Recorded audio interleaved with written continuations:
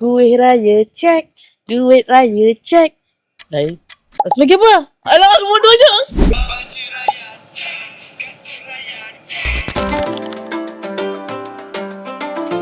Hari ini merupakan hari yang terakhir kita bekerja. Esok adalah hari Jumaat, cuti umum seperti yang diumumkan oleh PMX kita.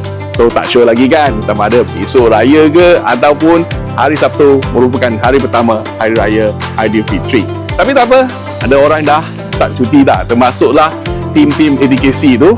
Ada yang dah start cuti, ada yang dah balik kampung, on the way. Agi ingin mengambil kesempatan ini untuk mengucapkan kepada anda semua Selamat Hari Raya Aidilfitri. Maaf zahir dan batin. Kosong-kosong. Hai korang, saya Wawa. Saya mengucapkan Selamat Hari Raya Aidilfitri. Maaf zahir dan batin. Salam kosong-kosong. Selamat Hari Raya, maaf zahir batin. Selamat Hari Raya Aidilfitri, maaf zahir dan batin. Hai, saya Isma dari TKC. Nak ucapkan Selamat Hari Raya dan maaf zahir dan batin. Selamat Hari Raya. Malu lah Zab. Kak tengok lah kak, dia suruh aku buat video. Cakap apa? Cakap sama Hari Raya je. Sama Hari Raya, maaf zahir batin. Saya Fendi dari TKC ingin mengucapkan Selamat Hari Raya, maaf zahir dan batin. Selamat Hari Raya, maaf zahir batin. Hai, Assalamualaikum. Selamat Hari Raya, maaf zahir dan batin. Selamat Hari Raya Aidilfitri ya, maaf zahir dan batin. Kita semua. Selamat Hari Raya, maaf zahir dan batin. Selamat Hari Raya, kosong-kosong. Selamat Hari Raya, maaf zahir dan batin. Selamat Hari Raya.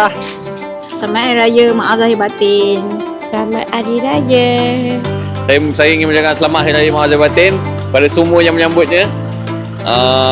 Balik kampung hati-hati. Selamat Hari Raya. Selamat Hari Raya Aidilfitri. Kuih raya ni. Hai, saya Nora daripada ATKC Hardware Trading. Mengucapkan Selamat Hari Raya Maaf Zahir dan Batin. Salam kosong-kosong. Kenapa boleh lah? Gelak-gelak. Gelak-gelak tu. Tak ada lagi. 3, 2, 1, let's go. Duit raya cek, duit raya cek. Selamat Hari Raya Aidilfitri, maaf zahir dan batin. Kami mengucapkan Selamat Hari Raya Aidilfitri. Maaf zahir dan batin. Salam kosong-kosong. Woohoo!